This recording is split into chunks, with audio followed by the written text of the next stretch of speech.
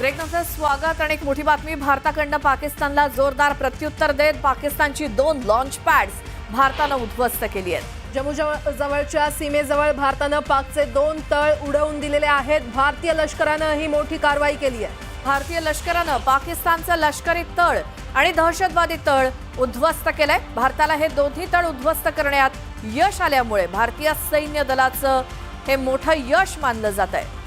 तर काही दृश्य देखील समोर आलेली आहेत। कशा प्रकारे हे लॉन्च पॅड भारतानं उद्ध्वस्त केलेलं आहे।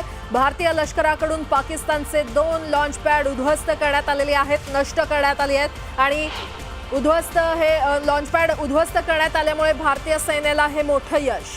प्राजक्ता, थातुरमातुर कारवाई करण्यापेक्षा थेट मुळावरतीच घाव कशा पद्धतीनं भारताकडनं घातला जातोय की ज्या लॉन्च पॅडवरनं हे सगळी क्षेपणास्त्र लॉन्च केली जातात ते लॉन्च पॅडच उद्ध्वस्त केलेले दहशतवादी तळ आणि ही लॉन्च पॅड ही उद्ध्वस्त केल्यानंतर भारतीय सैन्याचं हे मोठं यश मानलं जात आहे।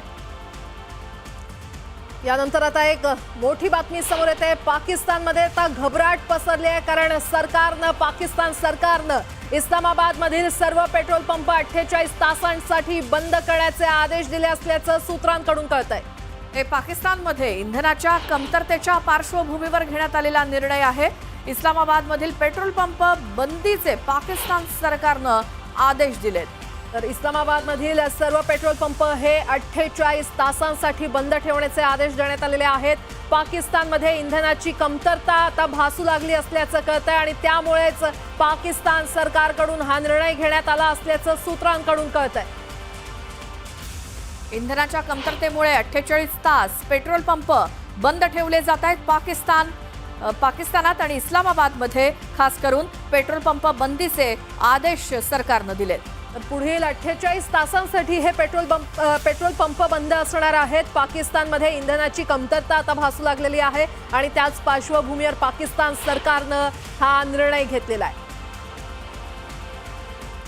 त्यामुळे आपण जे म्हणतो ते अगदी बरोबर आहे, खरं आहे प्राजक्ता, कारण पाकिस्तानात खायला नाही, इंधन नाही आणि निघालेत युद्ध करायला अशी परिस्थिती आहे सध्या। त्यामुळे त्यांना असे निर्णय घ्यावे लागतायत। इंधनाची कमतरता, त्यामुळे 48 तास पेट्रोल पंप बंद ठेवण्याची वेळ आली आहे इस्लामाबादमध्ये।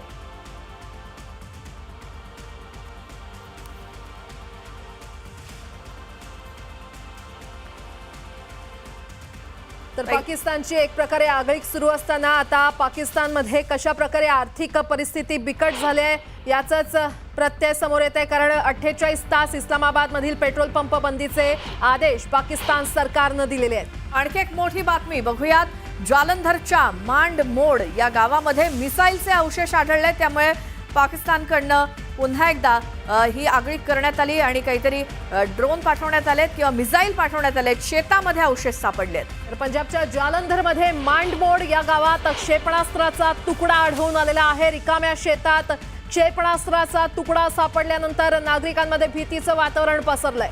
पाकिस्तानकडनं हे क्षेपणास्त्र डागण्यात आल्याची माहिती मिळाली। अर्थातच घटनास्थळी पोलीस दाखल झालेत आणि अधिक तपास आता केला जातोय।